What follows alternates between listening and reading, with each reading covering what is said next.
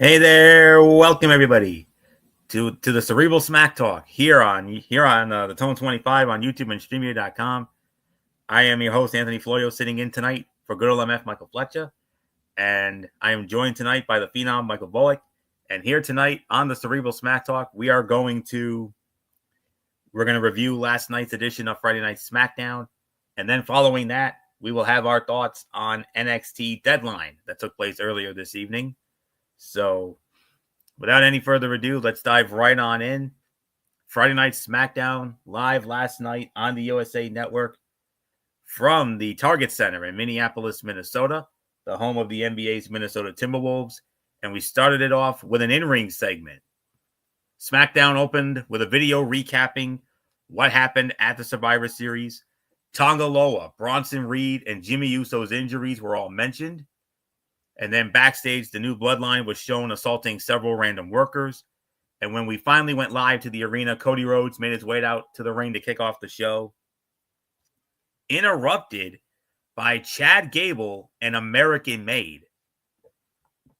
Raw guys, interesting. And they talked about how draft season was coming up. And Gable had been talking with General Manager Nick Aldis. They went back and forth with insults, with Cody Rhodes bringing up Shorty G and Gable saying Kevin Owens deserved a better friend. The American Nightmare told Gable to talk to Aldis about booking them for a match in the main event. And it was the first match of the night, and we're gonna get into that in just a little bit. But yes, decent opening segment that introduced the new trade window and got hometown guy Chad Gable a match with Cody Rhodes in the main event. And then Bianca, and then they had a backstage moment. We'll get into it, but we won't really get into that. So the only thing I can say was it was a solid opening segment that introduced that new trade window, and it set up a very interesting match for later in the night for the main event with Cody Rhodes going up against Chad Gable. So not much more to say on this. So Michael Bullock, come on in. Let's get your thoughts on this opening segment here. It was Cody Rhodes interrupted by American Made from Raw, and Chad Gable dropping the bomb that there's and all the general managers will be looking at potentially shifting some superstars. So we definitely have to keep an eye on. And how about later? And how about this for a main event? Cody Rhodes versus Chad Gable in the main event. Yeah, like you said, this could be a prime example of what could be with superstars maybe changing shows. I mean, who knows? Maybe American Made ends up on Friday Night SmackDown. I mean, so many things we got to keep an eye on with this. So, yeah, a decent opening segment. And like you said, first Cody Rhodes discussing the whole Kevin Owens situation. And that's when Gable and American Made came out. And, yeah, it definitely sets up for an interesting main event for later on in the night. So, with Cody Rhodes and Chad Gable. So, yeah, I mean, there's really nothing more to say, so let's move on. All right, and we move on to our first match of the night. Triple threat match, the final first round match in the Women's United States Championship Tournament. Elektra Lopez versus Tiffany Stratton versus Naomi. Winner of the match, 7 minutes and 32 seconds. Tiffany Stratton wins the match with the prettiest moonsault ever, and she advances. So we have our semifinal matches all set. They will both take place this Friday night on SmackDown at the Elite XL Center in Hartford, Connecticut. On one side, you're going to have Bayley squaring off against Chelsea Green, and on the other side, you're going to have Tiffany Stratton now squaring off against Michin. So with that, Bullock, Tiffany Stratton winning this triple threat match, 7 minutes and 32 seconds, and she's got a date with Michin in the semifinals Friday night in Hartford. Yeah, I'll give this about maybe 2.5 stars. I mean, yeah, I mean, to me, the outcome was never in doubt. I mean, I thought Tiffany Stratton was going to win this one, and don't forget, Florio, where is Tiffany Stratton from? She's from Prairie Lake, Minnesota. So it's a little bit of a homecoming for her. Absolutely. She had So, Viking colors on and everything. so it makes sense for her to go over. I mean, if it were any other place, I think it could have been Meechin or who else was in this match? I'm trying to remember. Electra Lopez. Or it could have been Meechin or Electra Lopez, but because this was Minnesota, this was her home. I think having her go over was the right thing to do. So 2.5 stars. It's yours, Florio. Yeah, it was Tiffany Stratton versus Naomi and Electra Lopez. So, but anyways, I agree. It was a 2.5 star match. There was a clear lack of chemistry and a few miscommunications throughout this match. They did some good stuff, but the number of clunky moments really stood out. And after Candice LeRae interfered and distracted Naomi, Tiffany Stratton was able to throw her out of the ring and hit the prettiest moonsault ever on Electra Lopez for the win. Hometown crowd gave her a big pop. And before the match, they did show Hall of Famer and former governor of Minnesota, Jesse the Body Ventura, was shown sitting in the crowd in the front row.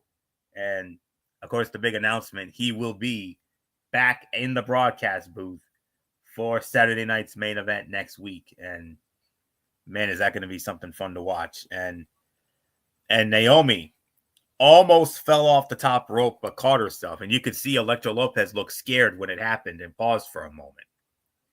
So a solid 2.5 star match. And we move on now to yet another women's matchup here. As we had Bianca Belair squaring off against Piper Niven, Chelsea Green in Piper's corner. Winner of the match, 12 minutes and 15 seconds. Bianca Belair wins the match. Wow. I don't know what else there is to say. You could actually make an argument for Fight of the Night honors. These two have had some great matches in the past, so they had no problem finding that chemistry again.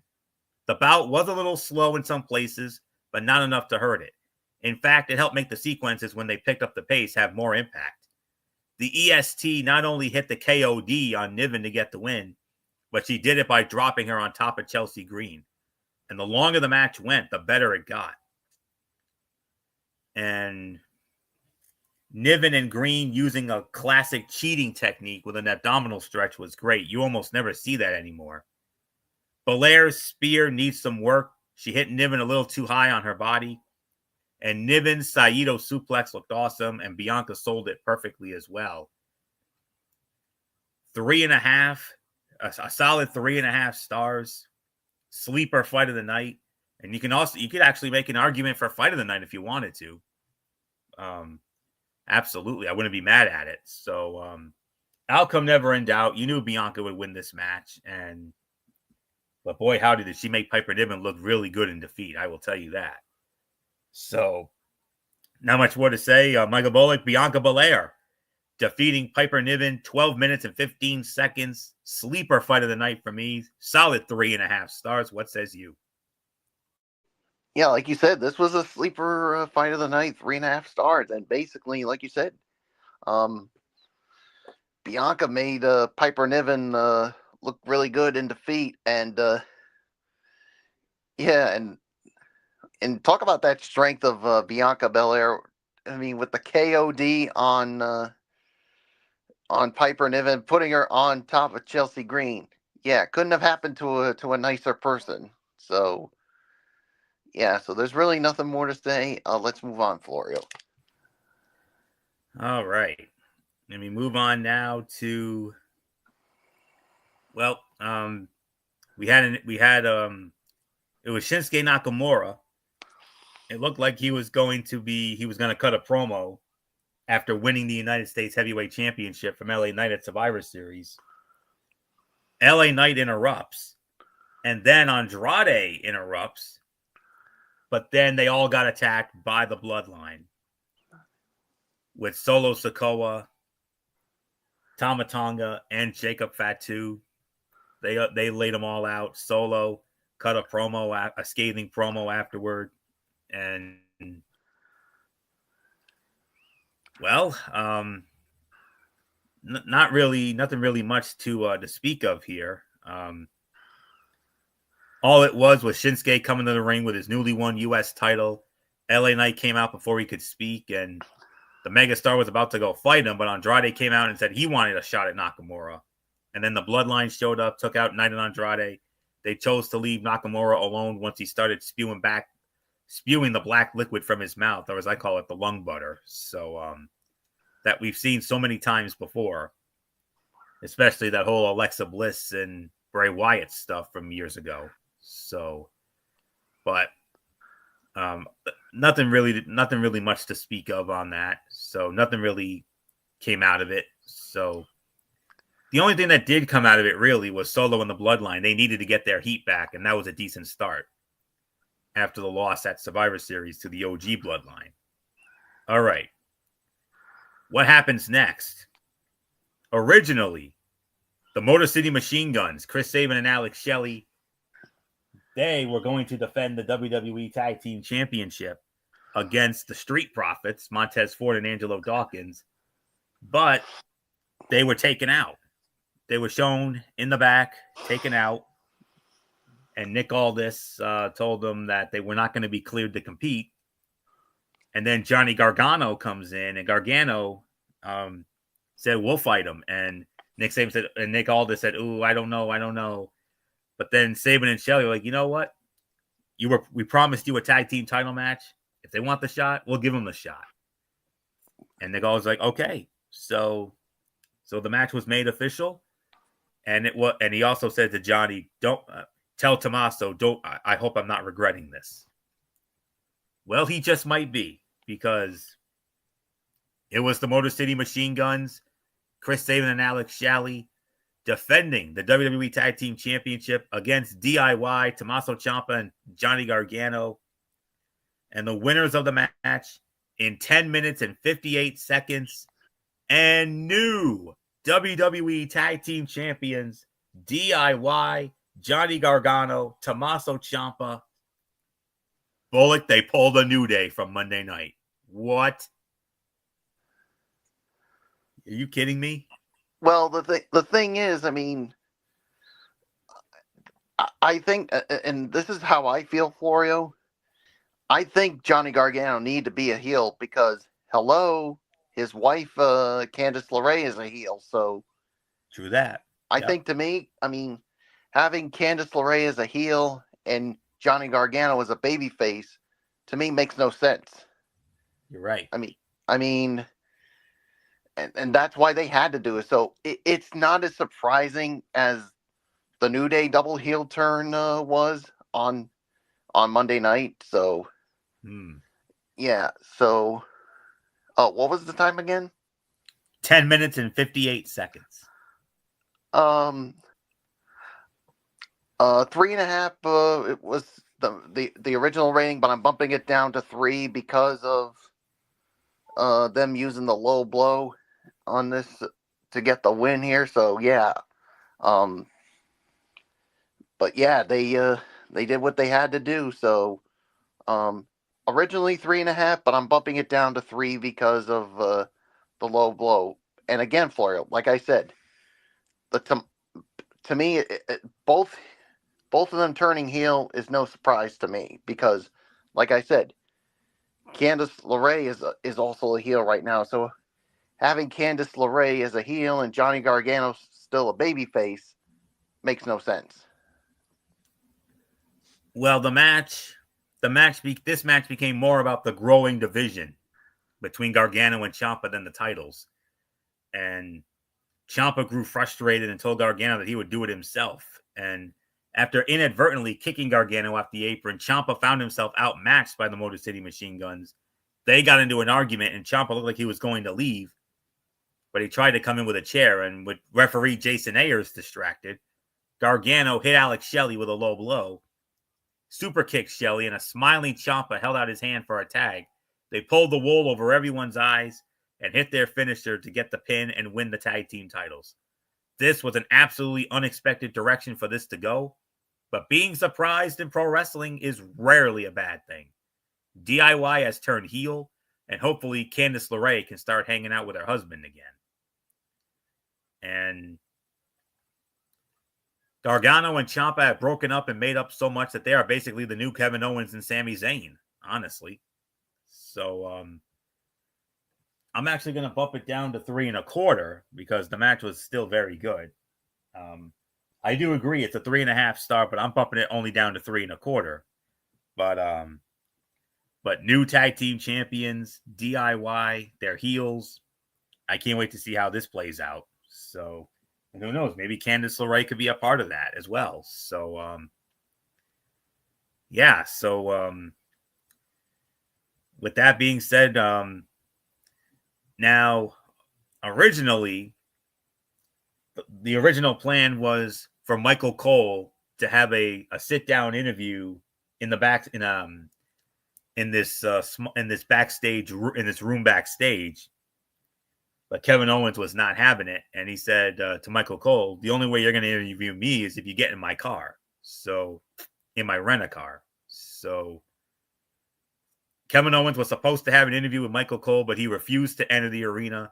So he said Cole could come to his car if he wanted. And he did. And so let me try to set this up here. Michael Cole walked out to Kevin Owens and was asked to get into the car. Michael Cole complained about not being in the building. Owens said he was tired of being told he couldn't come into the building, and now he wanted someone to come outside with him. Cole said he wanted to give him an unbiased interview, and Kevin Owens called him a Cody Rhodes fanboy. Cole said that wasn't fair. They've known each other for 10 years. Owens said he can't believe he doesn't see this the way he does. Owens said that he was sick and tired of everything being about Cody Rhodes. His image is everywhere, and he's got 3 pyros during his entrance, and he betrayed him on top of everything. And then Cole replied that Sami Zayn and the Usos both thought it was a good idea to help Roman Reigns, and Kevin Owens said he didn't care about what they thought. Owens said Cole doesn't have any friends, and so he doesn't understand betrayal. Cole replied that he had some advice for Owens and told him to look in a mirror because this was all about him. Owens got heated and told Michael Cole to get out of his rental car. He then called out to Michael Cole one more time, and when he looked back, he closed the window in his face. So that's basically what that was about. And Owens and Cole, I'll tell you what, they're funny together. So, but then, before we get to our main event, look who else was backstage. The World Heavyweight Champion, Gunther. Gunther being backstage, interesting. Could we be looking at titles moving in this trade window? After they just introduced all those new titles, so each show would have some consistency.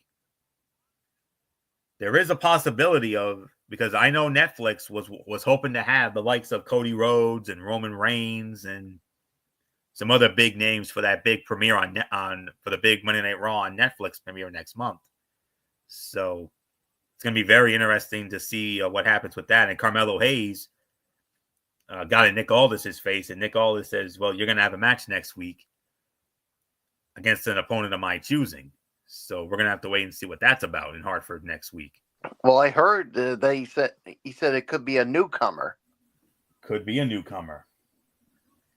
Wouldn't it be something if it was Gunther? A lot to think about. A whole lot to think about. You're absolutely right. So, Carmelo Hayes against this newcomer next week. Could it be from NXT? Could it be from NXT? Somebody he knows from NXT.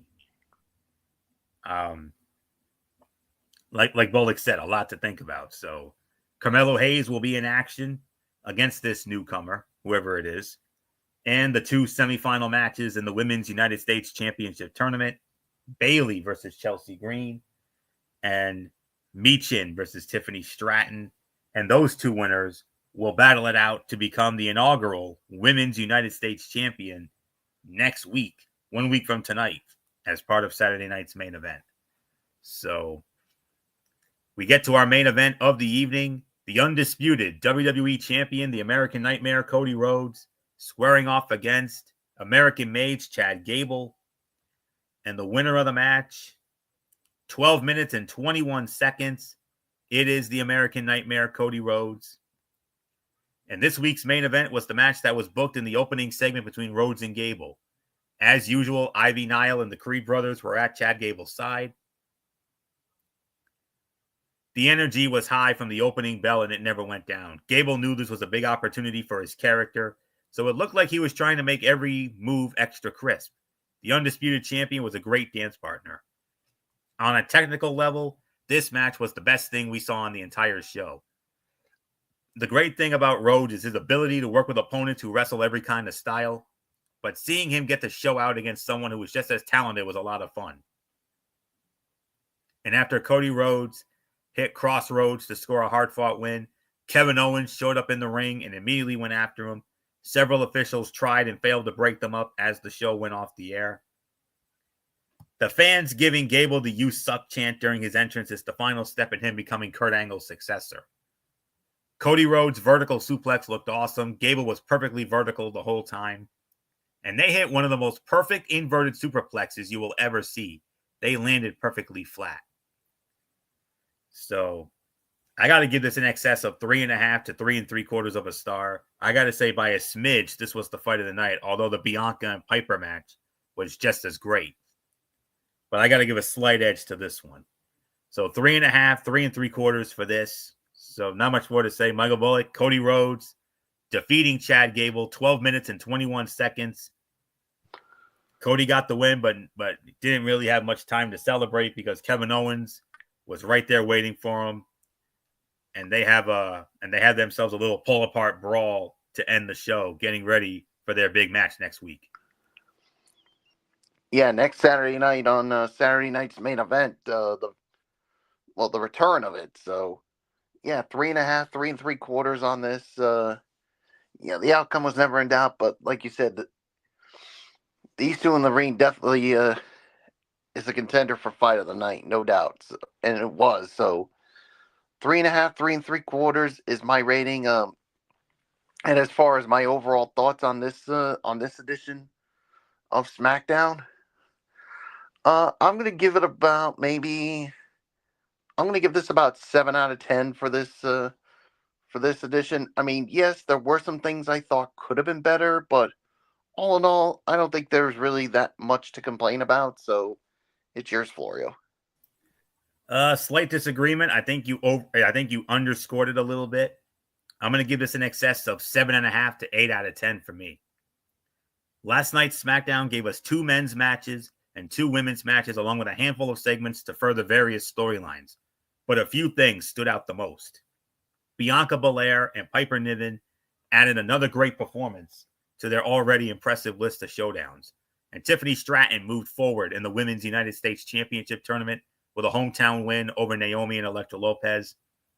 DIY turning heel and winning the tag titles is something nobody expected to happen when the show started, especially since they weren't even booked in the title bout until the Street Profits were taken out by who we can now assume was Tommaso Ciampa and or Johnny Gargano. Chad Gable and Cody Rhodes closed the show with a fantastic match that showcased their ability to keep a crowd invested from bell to bell, and ending the episode with a pull-apart brawl with Kevin Owens was the icing on the cake.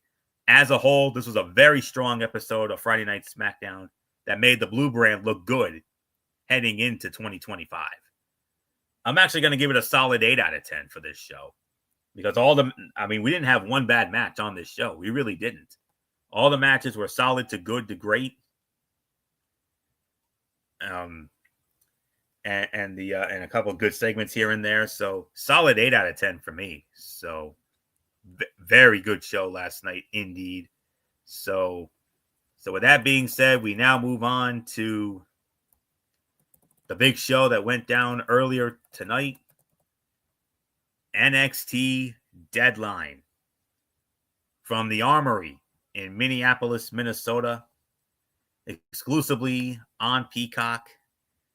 And Of course, we all know what the big selling points for this event were tonight.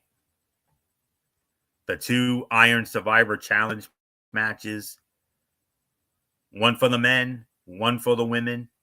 And before the show, there was general manager Ava had breaking news that Eddie Thorpe would not be medically cleared to compete in the men's Iron Survivor Challenge match, and that a suitable replacement would be named. So, all right. Live from Minneapolis Armory in Minneapolis, Minnesota, Deadline may be one of the best shows WWE NXT puts on every year, thanks to the novel concept of the Iron Survivor Challenge. 5 women and 5 men would compete with a 25-minute time limit to score enough falls to secure a future NXT championship opportunity. Julia versus Stephanie Vacour versus Zarya versus Sol Ruca versus Ren Sinclair was a battle for the future of the business, and any winner had to terrify the champion Roxanne Perez. Wes Lee, All Ego Ethan Page, Javon Evans, and Nathan Frazier all sought the ultimate opportunity. They did not know their 5th opponent due to an injury suffered by Eddie Thorpe as NXT went off the air Tuesday night. NXT champion Trick Williams would watch that match closely, but he also had to contest with a dangerous challenger in Ridge Holland. Could Trick overcome Holland while nursing injuries from Tuesday? Nathan Frazier hoped to pull off a double victory at Deadline, also defending the NXT Tag Team Championships with Axiom against No Quarter Catch Crew's Miles Bourne and Tavion Heights. Jada Parker and Lola Vice hope to settle their score at NXT Underground. Could Vice remain unstoppable in this format? The stage was set for a show that would set the standard for NXT going into 2025. And we kicked it off with the men's Iron Survivor Challenge. Javon Evans entered first. Wes Lee entered second. Nathan Frazier entered third. Ethan Page entered fourth. And entering as the 5th man and the replacement for Eddie Thorpe, just as we all suspected, especially as I expected, it was Obafemi. Obafemi, the injury replacement for Eddie Thorpe. And when all was said and done, the winner of the match in 25 minutes with 3 falls, Obafemi, the men's Iron Survivor winner. He had 3 falls. Ethan Page, 2 falls. Javon Evans, 2 falls. Wes Lee, 1 fall. And Nathan Frazier, 1 fall. But at the end, it was Obafemi who wins the match. And now he's got the golden ticket. He now heads to Los Angeles, as announced by General Manager Ava. Tuesday night, January 7th, 2025, NXT presents New Year's Evil from Los Angeles on the CW. And we have our first match set. Obafemi will challenge for the NXT Championship. He will challenge either Trick Williams or Ridge Holland. We'll get into that a little bit. But Oba wins it. I knew once Eddie Thorpe was taken out of this match that Obafemi's return and eventual win became a clear reality, and it played out perfectly. His arrival changed the match, selling that he was the biggest threat. This forced everyone to rally to stop the ruler, but it was all for naught. The Trick, I could tell you how I really feel about it but I will tell you about it in just a little bit because I don't want to spoil the outcome of the championship match. Everyone looked good in this match, but Wes Lee absolutely lost momentum by the end. He went in the favorite and left with only 1 fall to his name and no real highlight spots. So, couple of things after the match was over. Well, a couple of backstage moments. Wes Lee and Javon Evans had a brawl after the young OG treated his loss too lightly, according to the heel. They had a brawl, and and Ava announced that Wes Lee and Javon Evans will square off this Tuesday night on NXT. And Ethan Page indicated that he did not know what he would do next after losing such a close match once again. So these matches are very tricky to rate, if I'm going to be honest with you. But I am going to give this in excess of 4.25, teetering on 4.5 stars. Excellent match. The right guy won, and now I don't know what else there is to say except Michael Bullock, Obafemi, the men's Iron Survivor Challenge winner. Biggest win of you could call this the biggest win. You could call this even bigger than when he won the North American Championship. This is now the biggest win of the ruler's career. Could it lead to an even bigger win at New Year's Eve, January 7th in LA? Well, only time will tell, but yeah. What did you give it? I gave it in excess of 4.25 to 4.5. These matches are tricky to rate, but I thought 4.25, 4.5 would be the appropriate. Yeah, I would go there. I mean, like you said, these are very, very tough to rate. But I think at the end, I think the right person went over. I mean, I thought everyone looked good. I mean, but yeah, Obafemi. I mean, now gets the biggest chance of a lifetime to become the NXT champion at New Year's Eve on January 7th. So, yeah, there's really nothing more to add on to it, so let's move on. Next up was the NXT Underground match. Jada Parker squaring off against Lola Vice. Lola Vice wins the match, 11 minutes and 5 seconds. Well, Bullock, that evens the score with Jada and Lola, and you got to imagine a rubber match will be coming soon enough. Oh yeah, a rubber match is definitely going to be coming soon enough. So, 3.25 is my rating for this underground match. I mean, yeah, I mean, like you said, I mean, Lola had to get her payback after Jada Parker did what she did before. So, and like you said, now because of it, that these two are due for a rubber match. When? I really don't know. So, it's yours, Florio.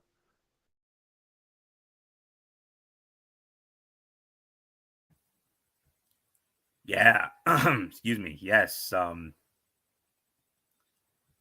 This is about 3.25, teetering on 3.5. Jada Parker pushed Lola Vice more than anyone else has in NXT Underground, but Lola's experience still played out. Vice blasted Parker with a spinning back fist, then made her pass out to an Anaconda Vice.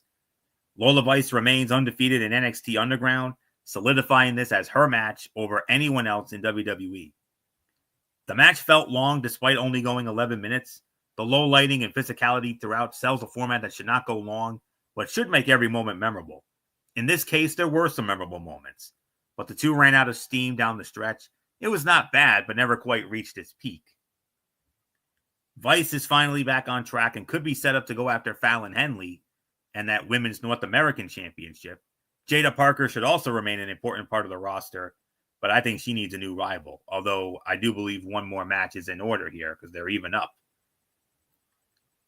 So, 3.25, teetering on 3.5.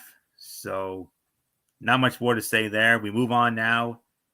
NXT Tag Team Championship on the line. The champions, Nathan Frazier and Axiom, defending against the No Quarter Catch Crews, Tavion Heights and Miles Bourne. Winners of the match in 15 minutes and 30 seconds, and still the NXT Tag Team Champions, Nathan Frazier and Axiom. Excellent match. I got to tell you, this was a genuinely surprising result. Nathan Frazier and Axiom have been great champions, but this felt like the breaking point. If the champions could not lose when this vulnerable, when will they ever lose the titles? Nathan Frazier is brilliant, selling every moment of offense as pure pain. His selling was a major highlight of this match that was filled with great spots from the other three men. This was also a great showcase for No Quarter Catch Crew's least used members, They belonged in this moment and pulled out some incredible offense throughout. This is certainly not to discount Axiom, who was the glue holding this all together. He was flying around the ring throughout to make this match work. While this lacked the heat of the rest of the matches, the talent made up for it with performance and drama, selling multiple wild near falls. The tag division needs to keep stepping up to the level of these incredible champions. It is unclear who can possibly dethrone Nathan Frazier and Axiom for the NXT Tag Team Championships. I got to give this at least 4 stars, teetering on 4.25. Excellent match and surprising outcome. I mean, I think we all expected this to finally be the breaking point for Nathan Frazier and Axiom, but no, they keep the titles again. So very surprising outcome. So solid 4 stars for me, teetering on 4.25. Not much more to say. Michael Bullock, Frazier, and Axiom still the NXT Tag Team Champions, defeating Tavion Heights and Miles Bourne. 15 minutes and 30 seconds. What a match. And the thing is, Florio, what's WWE been known for that we like? Unpredictability. And this was it, because we all thought that that Frazier and Axiom were going to lose the titles because of the dissension, but obviously they want to go for that unpredictability, and that's what we got here. So solid 4 stars. So the champs stay the champs. So now the question is, who's going to challenge them next? So we'll have to wait and see. So nothing more to say. Let's move on to the next match. For the NXT Championship, the champion, Trick Williams, defending the title against Rich Holland. And the winner of the match in 15 minutes and 50 seconds, and still the NXT champion, whoop that Trick Williams. Trick Williams successfully defends the title 15 minutes and 50 seconds. So, Michael Bullock, we have our first match officially set for New Year's Evil next month. Trick Williams will now defend the NXT championship against the men's Iron Survivor, Oba Femi. Oh my goodness, what a match that's going to be. Oh man, that's going to be something there. Again, I'm going to give this about maybe somewhere between 3.5 to 4 on this one. I mean, this was another solid match here, and yeah, I mean, the champion stays the champion, and now he's going to have to defend that title on January 7th at New Year's Evil against Oba Femi. And I'm going to say this right now, Florio, right here, right now. I'm going to go out on a limb and say Oba Femi is going to become the new NXT champion, because NXT has been they've been so high on Oba Femi. They just had him go on a really long run as the North American champion. I think it's for him to receive the highest honor and become the NXT champion. So 3.5 to 4. It's yours, Florio. I agree with everything you just said, Michael Bullock. I 100% agree. Come New Year's Evil next month, I do believe there will be a new NXT champion, and his name will indeed be Oba Femi. And then we'll see what happens when it comes to the Trick Williams after that. Could he be main roster bound after that? Who knows? But and I think that's the other reason too, because I think he's going to be main roster bound. And because the thing is, what more does he have to prove in NXT?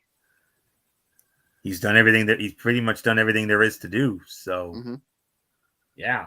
So, I'll give this about 3.5 to 4. This was better than expected, even if it was a match that struggled to live up to the quality of the matches that preceded it. The psychology of this match was solid, but the energy of the match was flat, even with an invested crowd. The finish of the match never believably sold Holland winning, even when he hit the Redeemer. The positive is that Trick is looking better with each performance. competing at a top level with consistency. He elevated Ridge Holland more than most have in recent months. It just was going to be tough for this to ever live up to an excellent night of action, especially with Holland overshadowed as a challenger by the returning men's Iron Survivor winner, Obafemi. So 3.5 to 4. And we did have some table setting coming up for this upcoming week's show. But before that, Sarah Schreiber was in the back, was in Ava's office talking with the general manager, Ava. And Ava announced that, this is where Ava announced that Tuesday night on NXT, Javon Evans and Wes Lee will square off. And what a match that's going to be. And she also spoke about the show coming up on December 17th in Lowell, Massachusetts. December 17th, that show in Lowell, Mass. And then she also announced that New Year's Eve would take place on January 7th in Los Angeles. And who showed up? None other than former NXT Women's Champion Tiffany Stratton. And she teased that she might cash in her Money in the Bank contract in Los Angeles. Whoa, we're definitely gonna have to keep an eye out on that.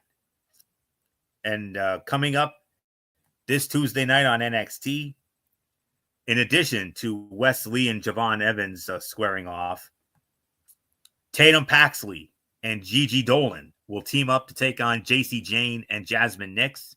And we will also hear from the men's Iron Survivor winner, Obafemi. Main event of the evening, the women's Iron Survivor match, as it was Julia. And I'm gonna base it based on how they entered the match. Julia entered first. Ren Sinclair came in second. And then after that, it was Sol Ruca, Zarya, and Stephanie Vacour. So Julia versus Ren Sinclair versus Sol Ruca versus Zarya versus Stephanie Vacour.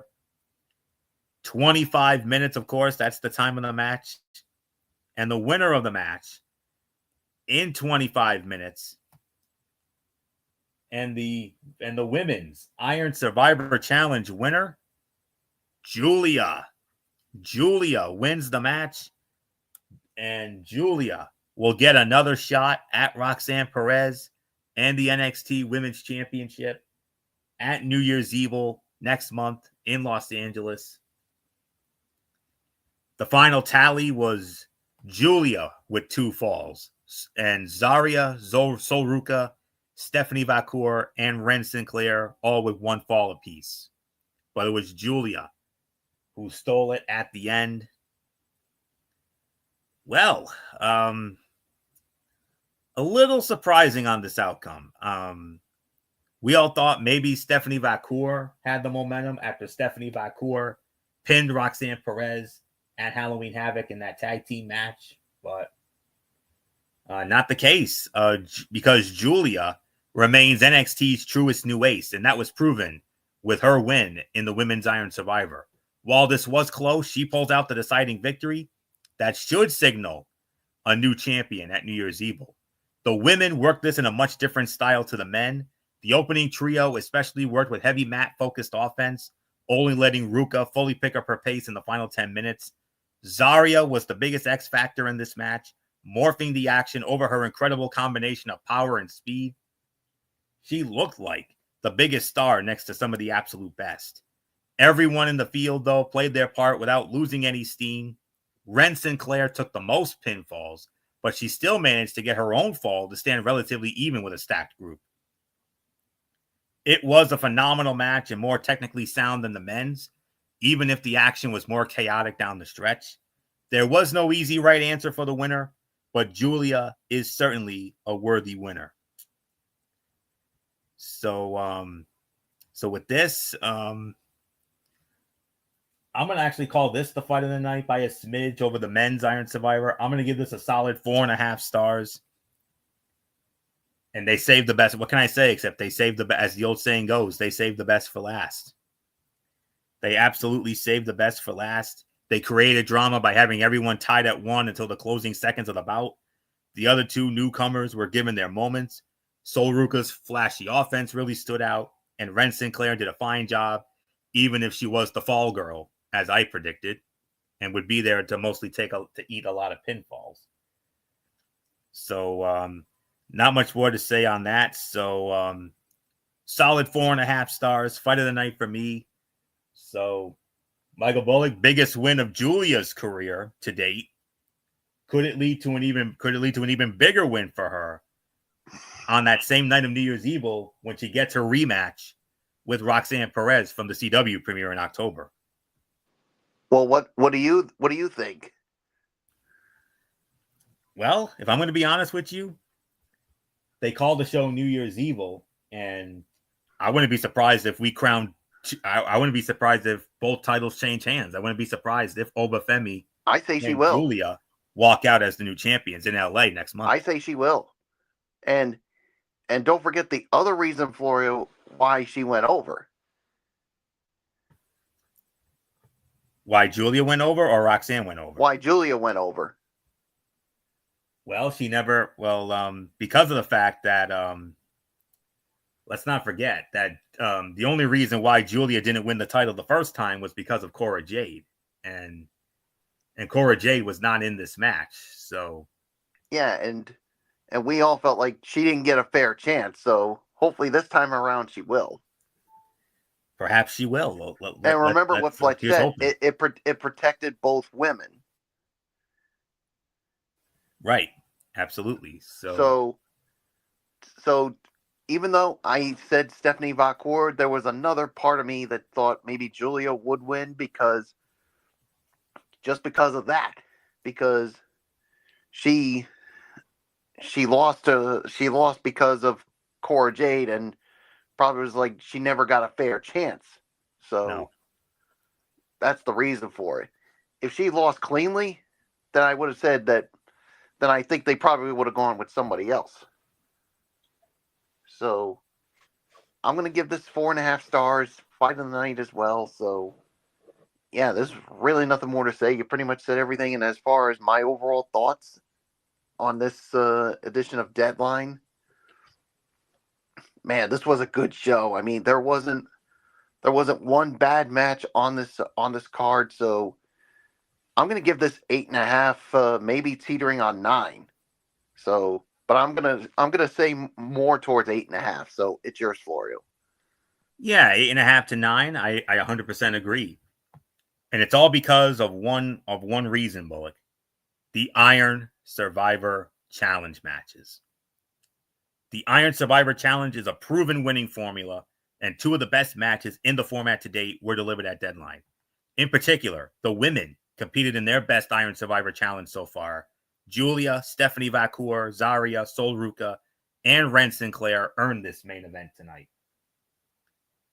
Javon Evans, Wes Lee, Nathan Frazier, and All Ego Ethan Page certainly delivered in the men's Iron Survivor, but the key to the match was the returning Obafemi's pure dominance. The rest of the card was less exciting than the opener and main event, but everything was solid. Frazier and Axiom versus Miles Bourne and Tavion Heights was the third best fight of the night, sold by 4 incredible athletes. Lola Vice and Jada Parker went a bit long in NXT Underground, but still delivered in a memorable way through physical action. By default, that was the worst fight of the night, even though it was not remotely bad. And Trick Williams keeps getting better and did what he could with Rich Holland, despite the return of Obafemi immediately taking away Holland's spot as the top heel in NXT. The show delivered in spades and set the stage for 2 likely top title changes in 2025 at New Year's Evil that will rewrite the direction of NXT. So 8.5 to 9 out of 10 is my rating as well. And that will put the bow on this special edition of the Cerebral Smack Talk. We want to thank you all so very much for tuning in as always.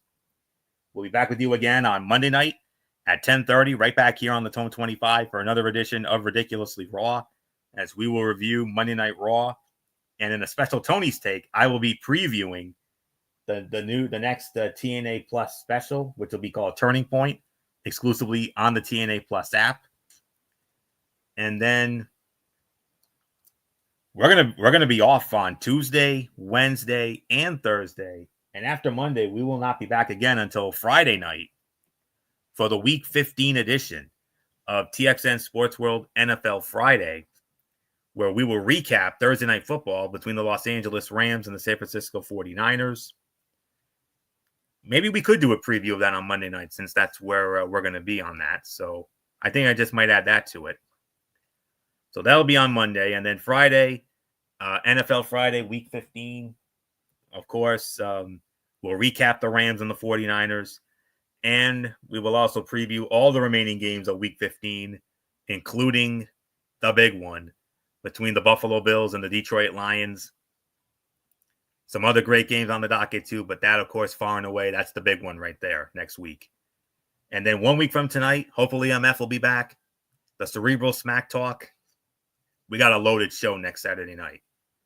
NXT, Friday night SmackDown, and Saturday night's main event. We're going to get into all of that next Saturday night right here on the Cerebral Smack Talk. So that's it. So until Monday night for Ridiculously Raw, this is Anthony Florio here for the Phenom Michael Bullock, and in spirit, good old MF Michael Fletcher, and of course, always and forever, our first lady of Talking Wrestling TXN, the one and only Twisted Angel Dee Woodson.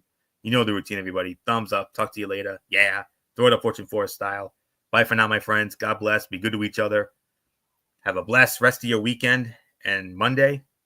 And until Monday night for Ridiculously Raw, you've been watching the Cerebral Smack Talk right here on the Tone 25 on YouTube and Streamy.com. And remember, my friends, no matter what anyone tells you beyond anything else, wrestling is indeed actually real. For everybody who has been a part of this one, for now, Anthony Florio, so long, and bye, everybody, bye.